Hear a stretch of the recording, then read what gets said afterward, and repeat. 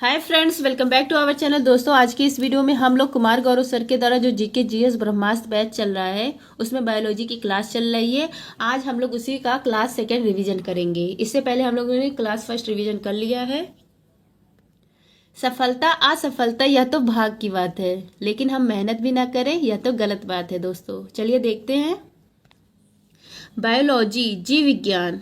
जीव विज्ञान में किसका अध्ययन किया जाता है? सजीव का अध्ययन किया जाता है जीव विज्ञान में। जीव विज्ञान के जनक हैं अरस्तु, और जीव विज्ञान शब्द सबसे पहले दिया था 1801 में लेमार्क और टेविनास ने।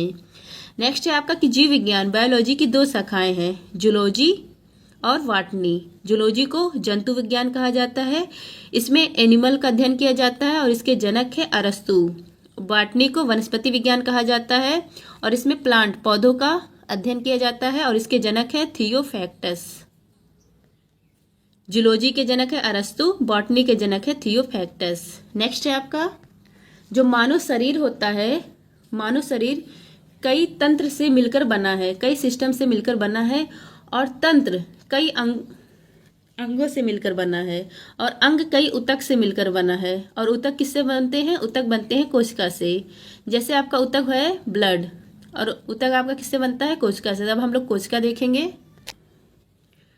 कोशिका का अध्ययन कहलाता है साइटोलॉजी। शरीर की संरचनात्मक और क्रियात्मक इकाई होती है कोशिका, क्योंकि जो हमारा शरीर है वह कोशिका से मिलकर बना होता है। कोशिका की खोज की थी 1665 में रॉबर्ट हुक ने, लेकिन इन्होंने मृत कोशिका की खोज की थी।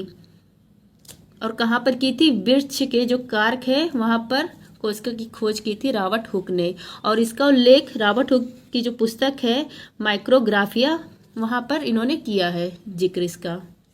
नेक्स्ट है आपको कोशिका जनक। कोशिका जनक किसको कहा जाता है? कोशिका जनक कहा जाता है रॉबर्ट हुक को। नेक्स्ट है आपका जीवित कोशिका की खोज की थी ल्यूएनहॉक ने, और मृत कोशिका की खोज किसने की थी? रॉबर्ट हुक ने। ल्यूएनहॉक ने जीवाणु बैक्टीरिया की भी खोज की है, इसलिए इनको जीवाणु का जनक भी कहा जाता है। नेक्स्ट है आपका कोशिका सिद्धांत के प्रतिपादक हैं स्लाइडर और स्वान।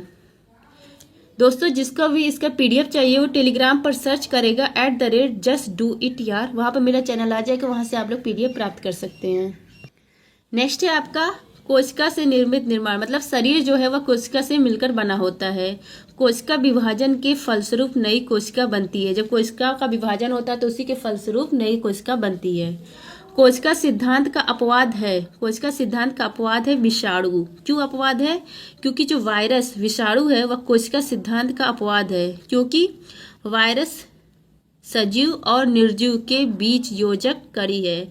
सजीव और निर्जीव के बीच योजक कड़ी कौन है? विषाणु है, वायरस है, इसलिए यह कोशिका सिद्धांत का अपवाद है। नेक्स्ट है आपका कि पादप और जंतु के बीच योजक कड़ी है, तो पादप और जंतु के बीच योजक कड़ी है युगलीना। नेक्स्ट है आपका इंपॉर्टेंट फैक्ट, सबसे छोटी कोशिका है माइक्रोप्लाज्मा की, इसकी साइज है 0.3 माइक्रोमीटर, और सबसे बड़ी कोशिका है शुतुरमुर्ग का अंडा, इसकी साइज है 170 mm। नेक्स्ट है आपका कि मानव शरीर में सबसे लंबी कोशिका है न्यूरॉन की।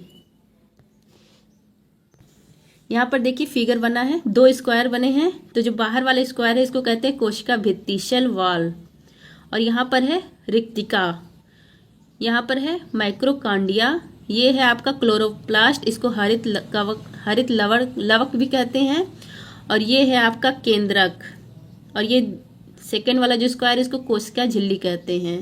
और ये ये है आपका सेल है, ये आपका पादप कोशिका है, और ये आपका जंतु कोशिका है। यहाँ पे पादप कोशिका का फिगर बना है और यहाँ पे जंतु कोशिका का फिगर बना है। जंतु कोशिका में देखिए ये कोशिका झिल्ली है, सेल मेम्ब्रेन, यहाँ पे अंदर केंद्रक है, और यहाँ पर तारक काय है, और यहाँ पर माइटोकांडिया है। पादप कोशिका और जंतु कोशिका इन दोनों में क्या पाया जाता है? माइटोकांडिया पाया जाता है। पादप कोशिका और जंतु कोशिका दोनों में क्या पाई जाती है? कोशिका झिल्ली पाई जाती है।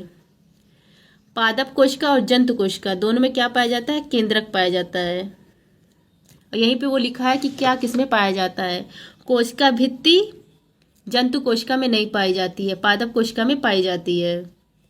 कोशिका झिल्ली दोनों में पाई जाती है, इसमें भी पाई जाती है, जंतु कोशिका में भी और पादप कोशिका में पाई जाती है। रिक्तिका, रिक्तिका बस केवल पादप कोशिका में पाई जाती है, जंतु कोशिका में नहीं पाई जाती। हरित लवक जो क्लोरोप्लास्ट है वह केवल पादप कोशिका में पाई जाती है, जंतु कोशिका में नहीं पाई जाती है। केंद्रक पादप कोशिका में पाई जाती है और जंतु कोशिका में भी पाई जाती है। माइटोकॉन्ड्रिया, माइटोकॉन्ड्रिया पादप कोशिका में पाई जाती है और जंतु कोशिका में पाई जाती है। तारककाय, तारककाय पादप कोशिका में नहीं पाई जाती है, यह केवल जंतु कोशिका में पाई जाती है। नेक्स्ट है आपका कोशिका के प्रकार। कोशिका के दो प्रकार के होते हैं। प्रोकैरियोटिक कोशिका जिसमें केंद्रक नहीं होता है उसको कहते हैं प्रोकैरियोटिक कोशिका, जैसे जीवाणु कोशिका, नीलहरित शैवाल, माइक्रोप्लाज्मा, ये सब क्या है आपकी प्रोकैरियोटिक कोशिकाएं। और यूकैरियोटिक कोशिका होती है, इसमें पूर्ण रूप से केंद्रक उपस्थित होता है, जिसमें पूर्ण रूप से केंद्रक उपस्थित होता है वह यूकैरियोटिक कोशिका कहलाती है। यह विषाणु, जीवाणु तथा नीलहरित शैवाल को छोड़कर सभी पौधे व जंतु में पाई जाती है यूकैरियोटिक कोशिका। नेक्स्ट है आपका कोशिका संरचना। कोशिका का निर्माण विभिन्न प्रकार के कोशिकांग से होता है, विभिन्न प्रकार के कोशिकांग से निर्माण होता है कोशिका संरचना का। नेक्स्ट है आपका कोशिका के 3 भाग हैं। कोशिका के कितने भाग हैं? कोशिका के 3 भाग हैं, कोशिका झिल्ली, कोशिका द्रव और केंद्रक। कोशिका भित्ति सेल वॉल केवल पादप कोशिका में मिलती है, कोशिका भित्ति मतलब जंतु कोशिका में नहीं मिलती है। कोशिका भित्ति का कार्य है पेड़ को सुरक्षा प्रदान करना, पेड़ सुरक्षा प्रदान करना यह कोशिका भित्ति का काम है। पादप कोशिका किसकी बनी होती है? यह बनी होती है सेल्यूलोज की। सेल्यूलोज यह पृथ्वी पर पाया जाने वाला कार्बनिक पदार्थ है, जैसे आपका कपास। नेक्स्ट है आपका कवक फंगस। जो कवक है फंगस, इसकी कोशिका भित्ति किसकी बनी होती है? काइटिन की बनी होती है। नेक्स्ट है आपका फ्रेंड्स जंतु कोशिका। वहां पर फिगर छोटा बन गया था और यहाँ पे फिगर देखिए बड़ा बन गया है। ये देखिए फ्रेंड्स, ये आपकी होगी जंतु कोशिका। यहाँ पर क्या है? यहाँ पर है केंद्रक, और ये जो द्रव है, ये द्रव क्या है? कोशिका द्रव है, और ये आपका कोशिका झिल्ली है। केंद्रक और कोशिका द्रव ये जब आपस में मिलती है तो ये आपका बनती है जीव द्रव, प्रोटोप्लाज्म। यहाँ पर देखिए कोशिका द्रव और केंद्रक को मिलाकर बोलते हैं, मतलब इसको जीव द्रव बोलते हैं। जीव द्रव जीवन का भौतिक आधार है। जीव द्रव क्या है? जीवन का भौतिक आधार है। या किसने कहा था? हेक्सले ने इसको कहा था। और जीव द्रव का नाम किसने दिया था? पुरकिंजे ने। ये भी देखिए आपका जंतु कोशिका का ही फिगर है। ये आपका क्या है? ये आपका कोशिका झिल्ली है, ये आपका केंद्रक है, यहाँ पर आपका माइटोकांड्रिया है, ये आपका क्या है? ये आपका ER अंतःप्रद्रवी जालिका है। जहाँ पर ये जो बिंदी बिंदी है, मतलब यहाँ पर कोई कण है, इस कण को कहते हैं राइबोसोम। रफ ER इसको बोलते हैं, रफ ER खुदरी। और जो इस मतलब खाली रहता है स्पेस, इसको कहते हैं चिकनी ER, स्मूथ ER। बायोलॉजी की स्टूडेंट नहीं हो तो थोड़ा गलती हो जाए तो माफ़ कर दीजिएगा, कोशिश कर रही हूँ कि गलत ना करूँ। यहाँ पर आपका है राइसोसोम, और ये है आपका तारक काय, और यहाँ पर आपका है गोल्जी कॉय। ये आपका क्या है? ये आपका गोल्जी कॉय है। नेक्स्ट है आपका माइटोकॉन्ड्रिया। माइटोकॉन्ड्रिया कोशिका का शक्ति गृह, पावर हाउस ऑफ सेल किसको कहते हैं? माइटोकॉन्ड्रिया को कहते हैं। यह दोहरी झिल्ली युक्त होती है माइटोकॉन्ड्रिया। यहाँ पर देखिए दोहरी झिल्ली युक्त है। माइटोकॉन्ड्रिया की ऊर्जा कहाँ से प्राप्त होती है? श्वसन से ऊर्जा प्राप्त होती है माइटोकॉन्ड्रिया को। माइटोकॉन्ड्रिया इसका देखिए रिएक्शन कराया जाता है, ग्लूकोज और ऑक्सीजन से जब रिएक्शन होता है इसको कहा जाता है जटिल अणु। तो ये कौन सा रिएक्शन होता है? कैटाबॉलिक रिएक्शन होता है। कैटाबॉलिक रिएक्शन, इसके तहत बनता है CO2, CH2O और 36 ATP ऊर्जा बनती है।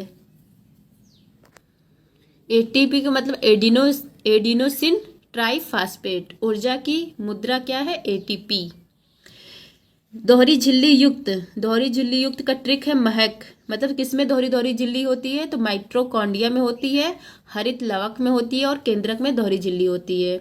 जो माइट्रो आपका कॉन्डिया है, इसके अंदर जो द्रव भरा होता है, ये किससे, इस द्रव किससे भरा होता है? मैट्रिक्स।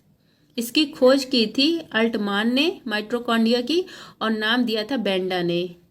नेक्स्ट है आपका जो माइट्रोकॉन्ड्रिया में ऊर्जा का संचय होता है एटीपी, इसका फुल फॉर्म है एडिनोसिन ट्राइफॉस्फेट। नेक्स्ट है आपका फ्रेंड्स कोशिका द्रव साइटोप्लाज्म।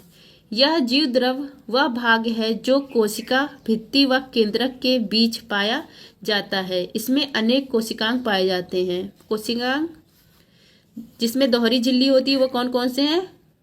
माइट्रोकॉन्ड्रिया, क्लोरोप्लास्ट और केंद्रक। झिल्ली रहित कौन है? राइबोसोम, तारक केंद्र और केंद्रिका। एकल झिल्ली युक्त है, और जो बाकी सब बचता है वो आपका एकल झिल्ली युक्त है। आई होप फ्रेंड्स आप सबको ये क्लास 2 बायोलॉजी का अच्छा लगा होगा। अच्छा लगा हो तो please like share and subscribe. मिलते हैं नेक्स्ट वीडियो में। जय हिंद।